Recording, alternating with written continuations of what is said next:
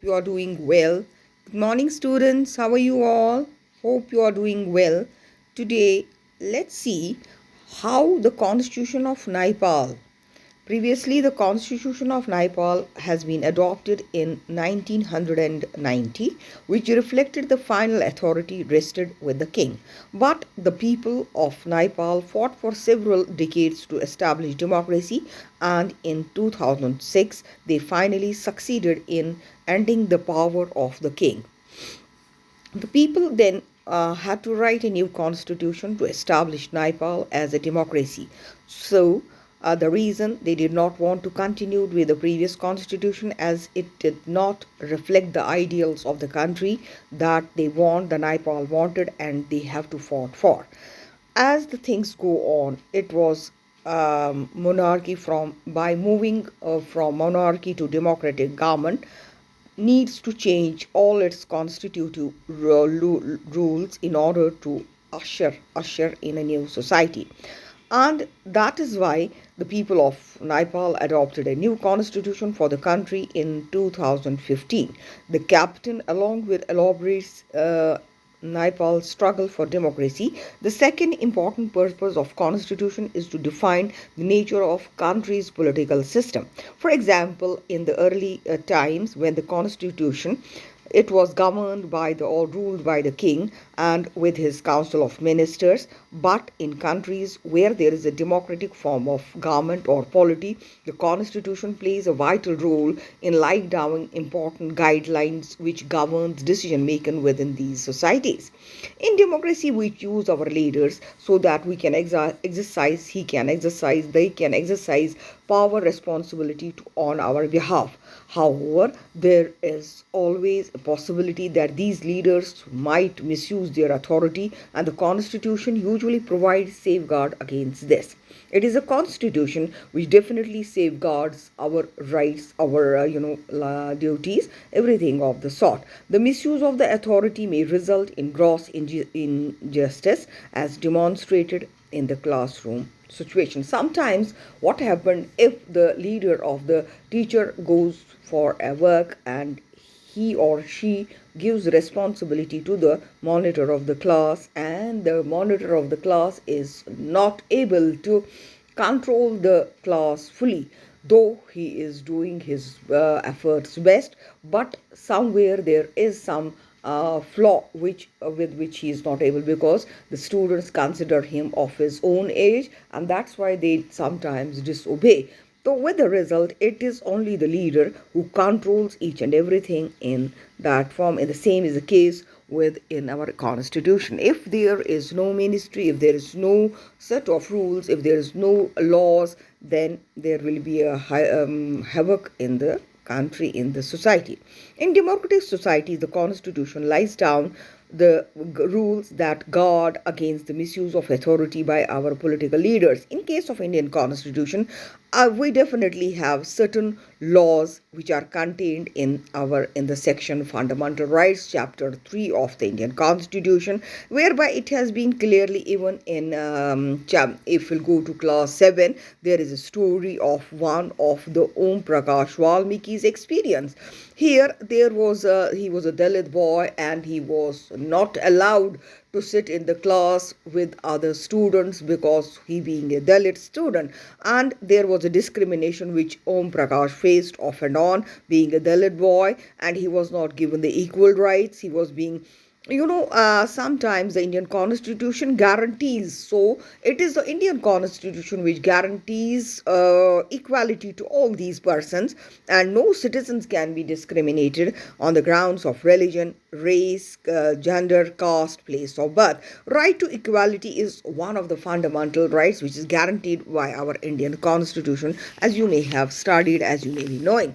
Another important function of the constitution plays in the democracy is to ensure a dominant groups does not use its power against other less powerful people or the groups. The storyboard And then unhealthy situation occurs in the democratic societies where the majorities can continuously enforce decisions which exclude minorities and go against their interest. It is very important to say here to focus that in case if the people living in a majority, they will continuously thrust their ideas over the minority people, and it is not here. The Indian constitution definitely guarantees that no one can thrust, even the majority people cannot thrust their own interest towards the minorities. So it is very nicely said. The constitution usually contains certain laws or rules that ensure minorities are not excluded from anything which is routinely available to the majority. And in case we have to go, if we previously see that this may refer to one community dominating other, inter-community domination, members of one community dominating others with the same community, that is intra-community domination. The third significant reason why we need constitution is to save us from ourselves. This may sound strange, but it meant that we might at times feel strongly about an issue that might go against our larger interest, and the constitution helps us to guard against all these things. Constitution helps us to protect against certain decisions which we take that could adverse effect on the larger principles of the society. Believe, for example, it is possible that many people who live in democracy might come strongly feel that political party politics have become so acrimonious that we need to have a strong dictator to set this right. Swept up by these emotions, we must realize that in the long run, dictatorial rule goes against all these interests. The good constitution does not allow these whims to change its basic structures. It does not allow for the easy overthrow by provisions that guarantee rights of citizens and protect their freedom. Now it is important. So constitution plays a very important role in democratic societies. So Indian constitution, what are the key features so far as the Indian constitution is concerned? In the 12th century, what happened in there was an Indian national movement which plays a very active role in the struggle for independence of the British rule for several decades. When the freedom struggle was achieved by the nationalists, there was the great deal to imagine and plan what a free government would be. Under the British, that have forced to obey the rules that had a very little role in making it. Long experience of authoritarian rule under the colonial states convinced Indians that free India should be a democracy in which everyone should be treated equally and be allowed to participate in the government.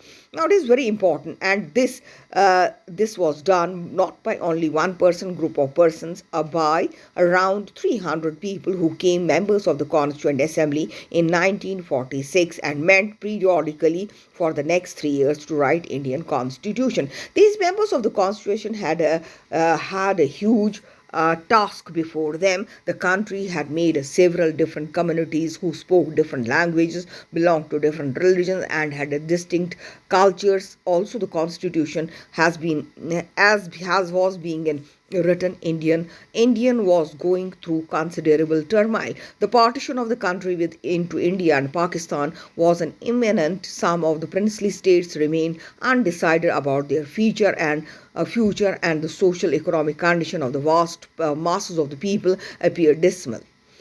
All of these issues played on the minds of the members of the Constituent Assembly as they drafted the Constitution.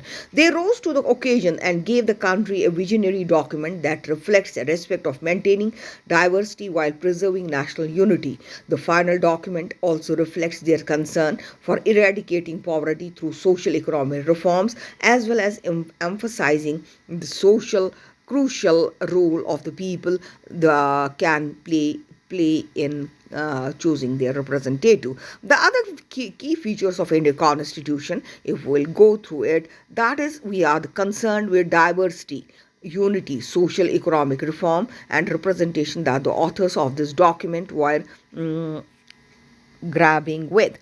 Now, it is very important. First of all, we have a federalism. Now, what are the main keys? That is a federalism. Here, federalism means that the country, that is the India, that works with the two forms at the state level we have the two types. We have the governments at the state level and at the center. We have Panchayat Raj, that is the third tier of the government, and here definitely the vast people of communities in India meant that the system of the government needed to be diverse, as they did not involve people sitting in the capital city in Delhi and making decision for everyone.